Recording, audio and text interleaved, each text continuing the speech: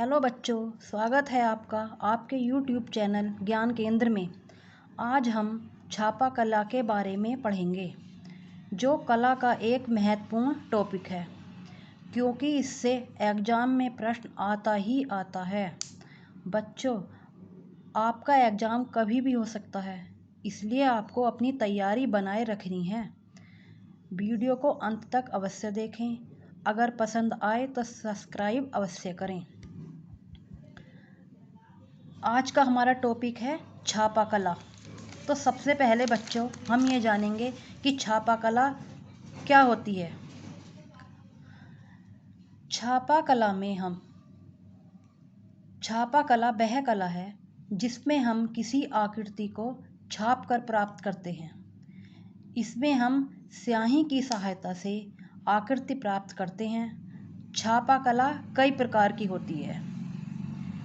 इसके विभिन्न प्रकार हैं छापा कला के, जैसे रिलीफ प्रिंटिंग या उभार सतह। रिलीफ प्रिंटिंग को ही उभार सतह भी कहते हैं। नंबर 2, इंटेग्लियो या अंतः सतह मुद्रण। नंबर 3, प्लेनोग्राफी या समतल सतह मुद्रण। नंबर 4, स्क्रीन प्रिंटिंग या सेरोग्राफी। तो सबसे पहले हम रिलीफ प्रिंटिंग के बारे में जानेंगे। रिलीफ प्रिंटिंग क्या होती है? रिलीफ प्रिंटिंग वह कला है जिसमें हम सतह को उभार कर फिर उस पर स्याही लगाकर छापते हैं, तो वह होती है रिलीफ प्रिंटिंग। रिलीफ प्रिंटिंग के कई प्रकार हैं, जैसे लिनो cut, would cut, block printing. ये रिलीफ प्रिंटिंग के प्रकार हैं। इनके बारे में हम विस्तार से अगली वीडियो में पढ़ेंगे। अब आती है इंटेग्लियो या अंतः सतह मुद्रण।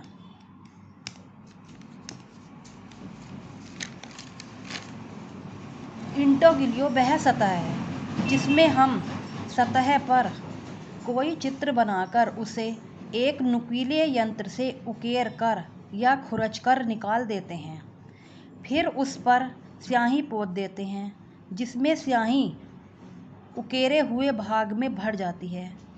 फिर बाकी स्याही को पोंछकर निकाल दिया जाता है और मशीनों की सहायता से दबाव डालकर प्रिंट प्राप्त किया जाता है। इंटेग्लियो के कई प्रकार हैं, जैसे dry point, engraving, मैंजोटिंट, barter, etching. अब आता है प्लेनोग्राफी या समतल सतह मुद्रण।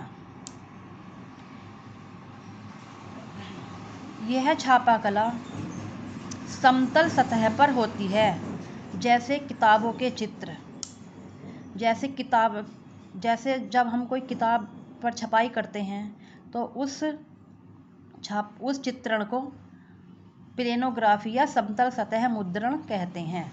इसके कई प्रकार हैं, surface printing, lithography, offset printing, screen printing या सेरोग्राफी।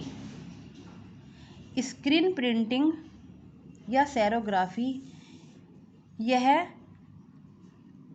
कपड़े पर करते हैं। इसके 2 प्रकार होते हैं, silk screen printing, stencil printing. बच्चों, यह टॉपिक आपके लिए बहुत इम्पोर्टेंट है, इसलिए आप इस टॉपिक को ध्यान से पढ़ें। यह सारणी हमने आपके लिए बनाई है, जिससे आपको पढ़ने में और समझने में आसानी हो। धन्यवाद।